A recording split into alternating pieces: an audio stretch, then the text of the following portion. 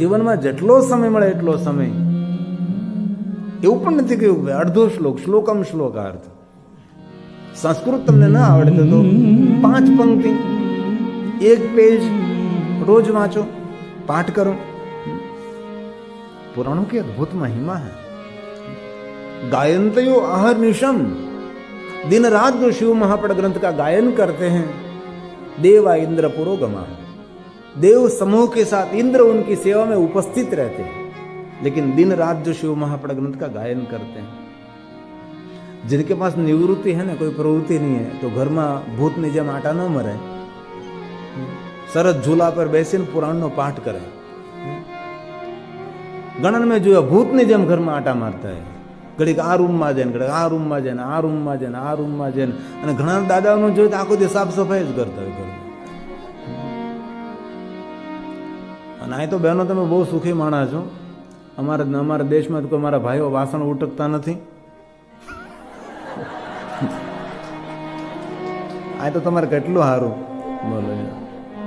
ગમે એવો મૂછાળો ભાઈડો હોય તો વાસણ ઉટકતો હોય, સારું કહેવાય, બહુ સરસ કહેવાય. તો આ તમે વિધિ કરો ને લગ્ન ત્યારે એ પણ સપ્તભૂમિ હોમી દેજો, પત્ની દેવીને વાસણ ઉટકવા લાગવા. હા, સપ્તપદી વાંચે ને લગ્નમાં જ્યારે અમારા બ્રાહ્મણ દેવતાઓ, ત્યારે સપ્તપદીમાં એ ઉમેર દેવું કે પેલા પૂછો ને તમે ક્યાં ખંડમાં રહ્યો છો, ભારત ખંડે કે અમેરિકા ખંડે કે ઇંગ્લેન્ડ ખંડે કે યુરોપ ખંડે, જ્યાં તમે રહેતા ત્યાં તમારા પ્રમાણે હું સપ્તપદી વાંચું છું. જો આ તો વાંચવી જ નથી પડતી, આમનામ વાસણ ઉટકે છે. સાફ સફાઈ અને કરવું જ જોઈએ, ઘરનું કામ કરવું જ જોઈએ, પોતાનું કામ પોતાએ કરવું જ જોઈએ. જે માણસ સવારમાં ઊભો થઈને પોતાનો બિસ્તર જે ઉઠાવી લે છે, તેના પર ઈશ્વરની કૃપા રહે છે. બિસ્તર આપણું બિસ્તર આપણે ઉઠાવવાનું છે, કારણ કે તેમાં આપણી રાત્રિની ઉર્જા હોય છે. આખી રાત્રે જે ભગવાનનું ભજન કર્યું હોય તેની અંદર ઉર્જા આપણે સકારાત્મક બધાય એની અંદર ઉર્જા ભરેલી હોય, તે આપણું બિસ્તર આપણે ઉઠાવવાનું છે. અને સાંજે સુવો ત્યારે મને બ્રહ્મલીન અંગ્રેજી બાપા એવું કહેતા કે સાંજે તમે સુવો ને એ પહેલાં બિસ્તરને ખૂબ આદર આપો, એના પર પ્રેમ ભરેલો હાથ ફેરવો, ભગવાનના મંત્ર બોલતા બોલતા એને ઓછીકા પર હાથ ફેરવો, અને બહુ પ્રેમથી બિસ્તરને આમ વહાલ કરો, અને પછી ધીમેકથી દાબે પડકે સૂઈ જાઓ, અને ઠાકોરજીને યાદ કરતાં કરતાં સૂઈ જાઓ. તો આ રાત્રિમાં જે નિંદ્રા આવે એ નિંદ્રા નથી, એ ઠાકોરજીના નામની સમાધિ છે. એવું બ્રહ્મલીન અંગ્રેજી બાપા. અને ઘણા માણસોને મેં જોયા પણ છે બિસ્તર ઉપર એટલો સુંદર. હું કેમ વ્યાસપીઠ ઉપર બેસું, પેલા વ્યાસપીઠના હાથ ફેરવું કે હું અહીંયા બેસીને ભગવાન તારી કથા ગાવાનો છું. ભગવાન વ્યાસજી મને શક્તિ આપજો, મને સૂઝ આપજો, હું સારું બોલી શકું, મારાથી એવું ન બોલાઈ જાય કે વિવાદ ઊભો થાય. અને રોજ આંખ ખોલે ત્યારે માતા સરસ્વતીને ખૂબ યાદ કરજો. અગર સરસ્વતી ધારે તો તમને સારું બોલાવી શકે છે, અને માતા સરસ્વતી ધારે તો ખરાબ બોલાવી શકે છે. 3 કલાકના પ્રવચનમાં 2 શબ્દો એવા બોલી નાખ્યા હોય તો આપણે 3 કલાકની કથા ડિસ્ટર્બ થઈ જાય. એટલે ભગવાનને કહેવાનું તું મને સારું બોલાવજે, સારા વિચારો આપજે, સારી મતિ આપજે, સારી દિશા દેખાડજે, જેથી કરી અમારું જીવન સુરક્ષિત રહે. इसलिए गायन्तयो अहर्निशम, दिन रात जो शिव महापड़ ग्रंथ નું ગાયન કરે છે, देवा इंद्र पुरोगमा, देव समूह के साथ इंद्र उनकी सेवा करते हैं. और जो मनुष्य जीवन में एक बार संपूर्ण शिव महापड़ ग्रंथ का पाठ करे, पारण करे, उसके लिए कहा परिपूर्ण पठेद्यस्तु स जीवन मुक्त उच्चते. एक बार संपूर्ण शिव महापड़ ग्रंथનો પાઠ કરે, પારણ કરે છે, એ મનુષ્ય જીવિત હોય તો પણ તેને મુક્ત સમજવું. ભલે જીવિત હોય પણ એ જીવાત્મા મુક્ત છે. એક જ વાર હમણાં પવિત્ર શ્રાવણ માસ આવશે, નક્કી કરવાનું કે પહેલે દિવસેથી શરૂઆત કરવાની છે. 1 મહિનામાં 30 દિવસમાં સંપૂર્ણ શિવ મહાપડ ગ્રંથનો પાઠ કરો. ભલે સંક્ષિપ્ત, કારણ કે એટલો મોટો ગ્રંથ તો 1 મહિનામાં પૂર્ણ થાય ન થાય આપનાથી, પણ સંક્ષિપ્ત, તેની અંદર થોડી થોડી કથાઓ બધી હોય છે. કથા એક છોડેલી ન હોય, પણ સંपूर्ण पूर्ण 1 महीना માટે शिव महापड़ ग्रंथ નું પારણ કરવું. इसलिए शिव महापड़ ग्रंथ में कहा कि सप्त संहिता मादरात परिपूर्ण पठेदस्तु स जीवन मुक्त उच्चते. ये मनुष्य जीवित है तो अपने मुक्त समझो. तेना માટે कोई विधि विधान उसके बाद हो सके न हो सके, कोई तर्पण अर्पण समर्पण कुछ हो सके न हो सके, लेकिन जिन्होंने एक बार संपूर्ण शिव महापड़ ग्रंथ का पाठ कर लिया, पारण कर लिया, वो मनुष्य जीवित है तो अपन उस मनुष्य को मुक्त मानना चाहिए। ये भगवान का वचन है। एतत् शिव पुराणस्य सप्त संहिता आदर के साथ, करने खातिर नहीं, आदर के साथ, भाव भक्ति के साथ। और एक बात ने याद રાખવી, કોઈ પણ ધર્મ પુસ્તક જ્યારે આપણે વાંચીએ છીએ ને ત્યારે તેનું પાનું કોઈ દી નહીં વાળવાનું. ઘણા લોકો પાનું બટકાવી દે, વાળી દે, એવું નહીં કરવાનું.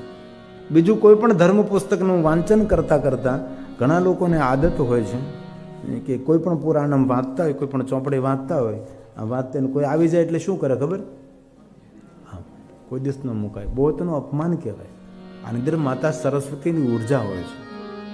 વચ્ચે કોઈ પણ વસ્તુ આપણે મૂકી દેવાની, પાનું નહીં વાળવાનું, અને કોઈ દી પુસ્તકને ઊંધું નહીં મૂકવાનું. તમારા ઘરમાં સારા પુસ્તકો હોય તો તમે માન સન્માનથી રાખો. ઘરમાં પુસ્તકો તમે વાંચન ન કરો, પણ એ પુસ્તકોની પણ કોઈ ઉર્જા હોય છે. ઘરમાં સજીવ નિર્જીવ વસ્તુની ઉર્જા હોય છે.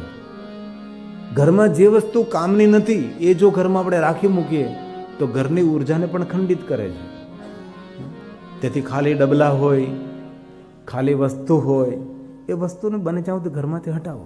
પણ આપણા ગુજરાતી તો હંગરો હાપ એ કામમાં આવે. હંગરેલો હાપ એ કામમાં આવે. બોલો શું કરવાનું? તો અમારે એક ઇંગ્લેન્ડનું ગામ છે, નામ નહીં આપું.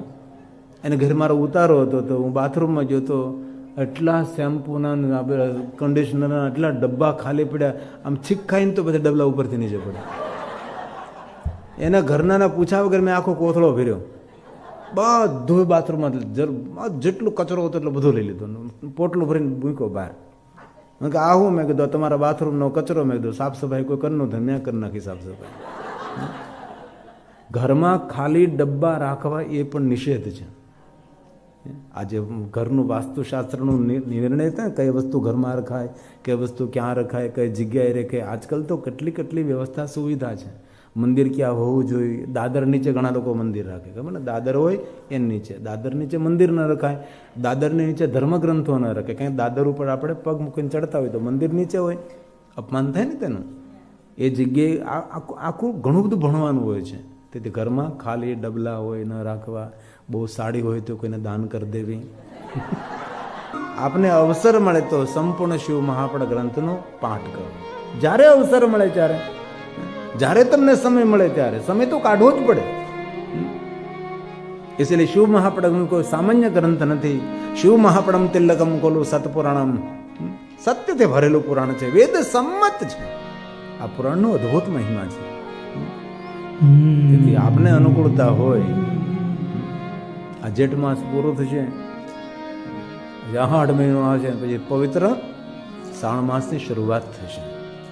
આ આપણી કથામાં અષાઢી બીજ પણ આવશે ને, જગન્નાથ બાબાની યાત્રા આવશે. કેટલું સારું, કેટલા ભાગશાળી આપણે. તેથી આ પુરાણનો મહિમા છે.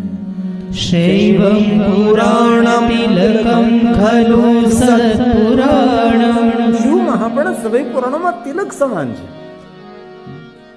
આપણે ગમે એટલા બ્રાન્ડેડ વસ્ત્ર ધારણ કર્યા હોય, ગમે એટલા શુભ વસ્ત્રો પહેર્યા હોય, સોના ચાંદીના હીરા મોતીના આભૂષણો પહેર્યા હોય, પણ એ બધું શુભ નથી. શુભ ભાલમાં તિલક છે.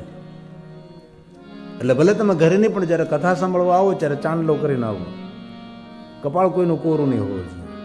કારણ કે આપણા આચાર્ય દેવતા ભગવાનની પૂજા કરાવે પહેલા ભગવાનને ચાંદલો ન કરાવે. પહેલા શું કહે? જજમાન શરીરના ભાલમાં ચાંદલો કરાવે. પહેલા પૂજા કરવા બેઠા જજમાન શરીઓ તેના કપાળમાં ચાંદલો કરાવે.